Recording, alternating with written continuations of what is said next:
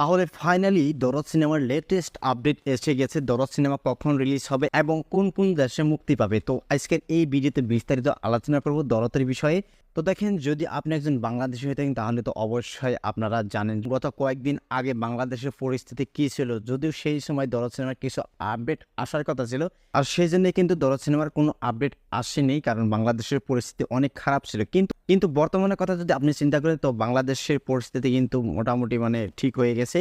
তো সেই জন্যই অনন্য ভাই কিন্তু একটি দরদের আপডেট দিয়েছে ফেসবুকের মাধ্যমে, এবং সে এখানে লিখেছে, আমি যদি আপনাকে দেখাই এবং স্ক্রিনে দিয়ে দিছি, এখানে কিন্তু অনন্য ভাই সুপারস্টার শাকিব খানের ফটো পোস্ট করেছে, যেটা আপনার স্ক্রিনে দেখতে পারতেছেন যে প্রায় 1 মাস খানিক আগে সুপারস্টার শাকিব খান দুবাই গিয়েছিলেন, কারণ তাকে দেওয়া হয়েছিল গোল্ডেন ভিসা, সেই জন্য কিন্তু সে দুবাই গিয়েছিলেন। আর সেখানকার ফটো কিন্তু ফেসবুকের মাধ্যমে কিন্তু ভাইরাল হয়েছিল। এখানে কিন্তু অনন্য ভাইও সেখানে উপস্থিত ছিল। তো ওই সব ফটো পোস্ট করেছেন এবং ক্যাপশনে সে লিখেছেন যে গত মাসে অনেক ভালো কিছু হয়েছে চলচ্চিত্রের জন্য, কিন্তু দেশের পরিস্থিতি চিন্তা করে কিছু জানাতে পারিনি। দরদ 23 দেশে একসাথে মুক্তি চূড়ান্ত, একদম স্পষ্ট ভাষা সে লিখে দিয়েছে যে গত মাসে দরদ সিনেমায় অনেক কিছু হয়েছে, বাট দেশের যে পরিস্থিতি ছিল সেই পরিস্থিতির কথা চিন্তা করে কিন্তু অনন্য ভাই দরদ সিনেমার কোনো আপডেটই সে দিতে পারে না, কারণ দেশের অবস্থা খুবই খারাপ ছিল। কিন্তু বর্তমান যেহেতু বাংলাদেশের অবস্থা খুবই ভালো, দরদ সিনেমার যে ডায়লগটা ছিল সুপারস্টার শাকিব খান, আমি তাহলে জিতেই গেলাম, আমি তাহলে জিতেই গেলাম।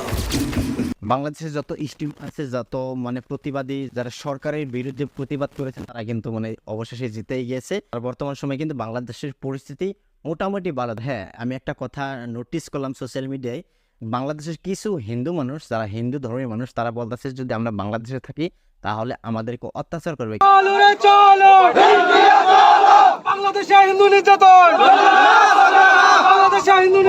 কিন্তু আরো একটি দল আছে, সেই দলের মানুষও কিন্তু হিন্দু, তারা কিন্তু বলতেছে যে এইটা আমাদের জন্মভূমি, এই দেশে আমরা মরবো, এই দেশে আমরা বাঁচবো যতদিন বাইচে থাকবো।